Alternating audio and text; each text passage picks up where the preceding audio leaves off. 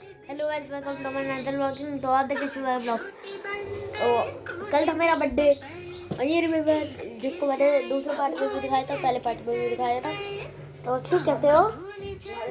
ठीक हो? तो वसुधा देख रही है और मेरी दादी भी इधर ही है, जो कि वसुधा ही देख रही है। मम्मी नाश्ता कर रही है।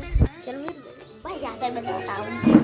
मेरे भैया, चलो भैया, भैया कैसे हो भैया?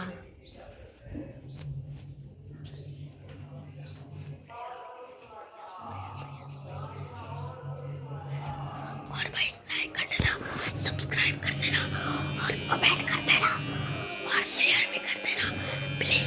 आपके लिए सपोर्ट है। और ये देखो मेरा बर्थडे की सेलिब्रेशन, प्लीज मेरे को हैप्पी बर्थडे बोल दो।